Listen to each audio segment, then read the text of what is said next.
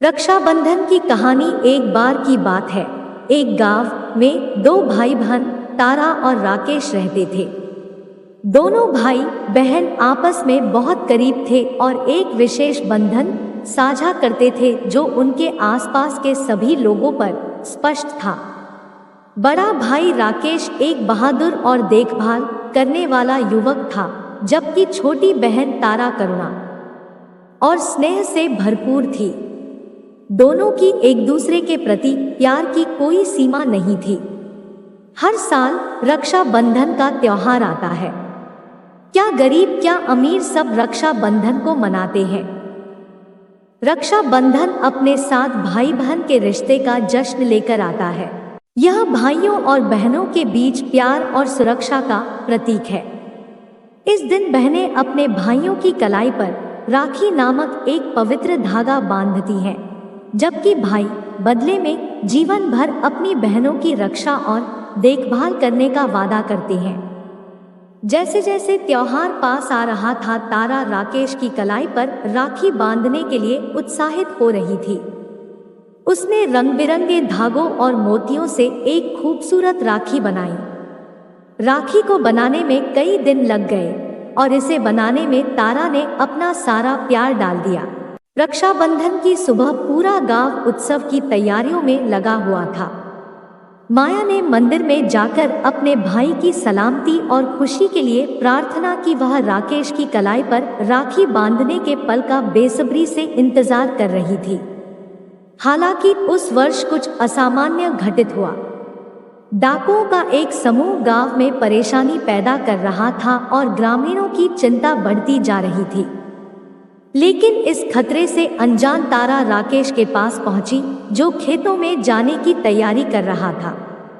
उसने प्यार से उसकी कलाई पर राखी बांधी और आंखों में खुशी के आंसू लिए बोली, भाई, आप मुझसे वादा करो कि चाहे कुछ भी हो जाए आप हमेशा मेरी रक्षा करोगे। राकेश ने मुस्कुराते हुए जवाब दिया, मेरी प्यारी बहन, तुम्हें चिंता करने की जरूरत नहीं है। जब तक मैं जीवित हूँ तुम्हें कभी कोई दुख नहीं होने दूंगा। मैं हमेशा हर जगह तुम्हारे लिए खड़ा रहूंगा। फिर दोनों भाई बहन ने एक दूसरे को गले लगाया, जिससे उनके प्यार और सुरक्षा का बंधन मजबूत हुआ।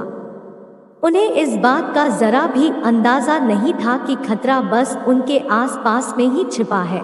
जैसे ही राकेश खेतों की ओर गया, वैसे ही गांव पर नजर रख रहे डाकुओं ने उसी दिन हमला करने का फैसला किया। वो गलत इरादे से गांव में पहुंचे, जिससे ग्रामीण दहशत में आ गए।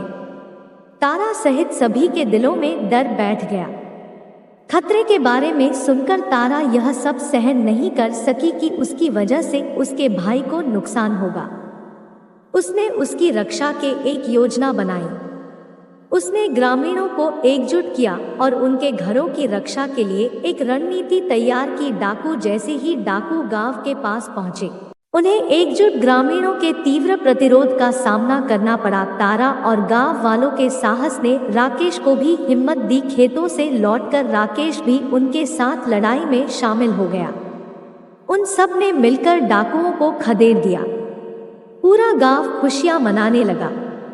पूरा गांव राकेश और तारा की बहादुरी के लिए आभारी था। उनके बंधन और एक दूसरे के प्रति प्यार ने न केवल उन्हें नुकसान से बचाया था, बल्कि पूरे गांव को भी बचाया था। उस दिन के बाद से रवि और माया के रक्षा बंधन समारोह का गहरा महत्व हो गया। यह उनके अटूट प्रेम, साहस और एक दूसरे की रक्षा करने की भक्ति की याद दिलाता है, परिस्थितियां कैसी भी हों। गांव ने उन्हें नायकों के रूप में सम्मानित किया और हर साल नए उत्साह के साथ रक्षा बंधन मनाने की कसम खाई। राकेश और तारा के असाधारण रक्षाबंधन की कहानी ग्रामीणों के दिलों में बस गई। एक बार युधिष्ठिर ने भगवान कृष्ण से पूछा, हे अच्युत, मुझे रक्षा बंधन की वह कथा सुनाइए जिससे मनुष्यों की प्रतिबाधा तथा दुख दूर होता है। भगवान कृष्ण ने कहा, हे पांडव श्रेष्ठ, एक बार दैत्यों तथा असुरों में युद्ध छिड़ गया और यह युद्ध लगातार 12 वर्षों तक चलता रहा। असुरों ने देवताओं को पराजित करके उनके प्रतिनिधि इंद्र को भी पराजित कर दिया। ऐसी दशा में देवताओं सहित इंद्र अमरावती चले गए। उधर दैत्यराज ने तीनों लोगों को अपने वश में कर लिया। उसने सारी प्रजा में ये घोषित करवा दिया कि इंद्रदेव सभा में न आए तथा देवता व मनुष्य यज्ञ कर न करें। सभी लोग केवल मेरी पूजा करें। दैत्यराज की इस आज्ञा से यज्ञवेद, पाठ तथा उत्सव आदि समाप्त हो गए। धर्म के नाश के कारण देवताओं का बल भी घटने लगा। यह देखकर इंद्रदेव अपने गुरु बृहस्पति के पास गए तथा उनके चरणों में गिरकर कहने लगे कि गुरुवर, ऐसी दशा में तो परिस्थितियां कहती हैं कि मुझे यही प्राण देने चाहिए। न तो मैं भाग सकता हूँ और न ही युद्धभूमि में टिका रह सकता हूँ। कृपया मुझे कोई उपाय बताइए। बृहस्पति ने इंद्र की प्रार्थना सुनकर उसे रक्षा विधान करने को कहा। बृहस्पति ने इंद्र को श्रावण पूर्णिमा की सुबह वैदिक मंत्र पढ़ते हुए हाथ पर राखी बंधवाने का सुझाव दिया। इंद्र की पत्नी इंद्राणी ने श्रावणी पूर्णिमा के शुभ अवसर पर इंद्र की दाहिनी कलाई पर राखी बांधी। उसके बाद इंद्र ने युद्ध के मैदान में असुरों के साथ युद्ध किया। राक्षस युद्ध के मैदान से भाग खड़े हुए और इंद्रदेव को विजय प्राप्त हुई। तीसरी कथा। राजा गल्हाली बहुत दानी राजा थे और भगवान विष्णु के बहुत बड़े भक्त भी थे। एक बार उन्होंने यज्ञ का आयोजन किया। इसी दौरान उनकी परीक्षा लेने के लिए भगवान विष्णु वामन अवतार लेकर आए और दान में राजा बलि से 3 पग भूमि देने के लिए कहा, लेकिन उन्होंने 2 पग में ही पूरी पृथ्वी और आकाश नाप लिया। इस पर राजा बलि समझ गए कि भगवान उनकी परीक्षा ले रहे हैं। तीसरे पग के लिए उन्होंने भगवान का पग अपने सिर पर रखवा लिया। फिर उन्होंने भगवान से याचना की कि अब तो मेरा सब कुछ चला ही गया है, प्रभु आप मेरी विनती स्वीकारें और मेरे साथ पाताल में चलकर रहे। भगवान ने भक्त की बात मान ली और बैकुंठ छोड़कर पाताल चले गए। उधर देवी लक्ष्मी परेशान हो गई।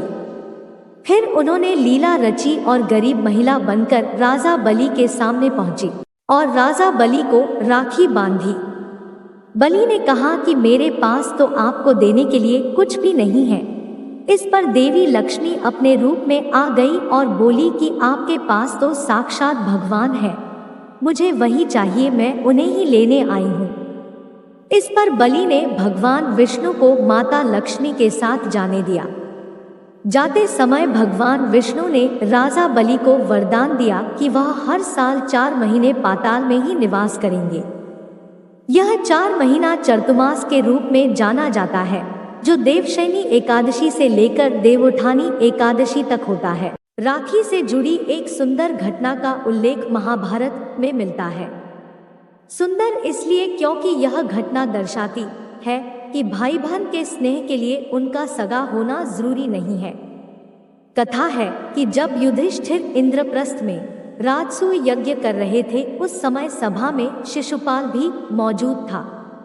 शिशुपाल ने भगवान श्री कृष्ण का अपमान किया तो श्री कृष्ण ने अपने सुदर्शन चक्र से उसका वध कर दिया। लौटते हुए सुदर्शन चक्र से भगवान की छोटी उंगली थोड़ी कट गई और रक्त बहने लगा। यह देख द्रौपदी आगे आई और उन्होंने अपनी साड़ी का पल्लू फाड़कर श्री कृष्ण की उंगली पर लपेट दिया। इसी समय श्री कृष्ण ने द्रौपदी को वचन दिया कि वह एक एक धागे का ऋण चुकाएंगे। इसके बाद जब कौरवों ने द्रौपदी का चीरहरण करने का प्रयास किया तो श्री कृष्ण ने चीर बढ़ाकर द्रौपदी के चीर की लाज रखी। कहते हैं जिस दिन द्रौपदी ने श्री कृष्ण की कलाई में साड़ी का पल्लू बांधा था वह श्रावण पूर्णिमा की दिन था। राखी की एक अन्य कथा है कि पांडवों को महाभारत का युद्ध जिताने में रक्षा सूत्र का बड़ा योगदान था। महाभारत युद्ध के दौरान युधिष्ठिर ने भगवान कृष्ण से पूछा कि हे कान्हा, मैं कैसे सभी संकटों से पार पा सकता हूँ, मुझे कोई उपाय बतलाएं। तब श्री कृष्ण ने युधिष्ठिर से कहा कि वह अपने सभी सैनिकों को रक्षा सूत्र बांधे, इससे उनकी विजय सुनिश्चित होगी। युधिष्ठिर ने ऐसा ही किया और विजयी बने। यह घटना भी सावन महीने की पूर्णिमा तिथि पर ही घटित हुई मानी जाती है। तब से इस दिन पवित्र रक्षा सूत्र बांधा जाता है, इसलिए सैनिकों को इस दिन राखी बांधी जाती है।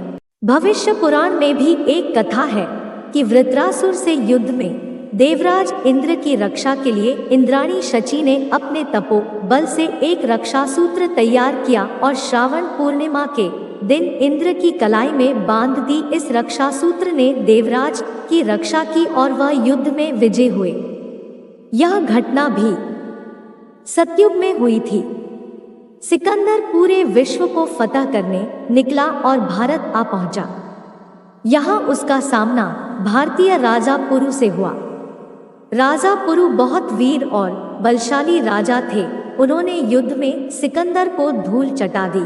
इसी दौरान सिकंदर की पत्नी को भारतीय त्योहार रक्षाबंधन के बारे में पता चला। तब उन्होंने अपने पति सिकंदर की जान बख्शने के लिए राजा पुरु को राखी भेजी। पुरु आश्चर्य में पड़ गए, लेकिन राखी के धागों का सम्मान करते हुए उन्होंने युद्ध के दौरान जब सिकंदर पर वार करने के लिए अपना हाथ उठाया तो राखी देखकर ठिठक गए और बाद में बंदी बना लिए गए। दूसरी ओर बंदी बने पुरु की कलाई में राखी को देखकर सिकंदर ने भी अपना बड़ा दिल दिखाया और पुरु को उनका राज्य वापस कर दिया।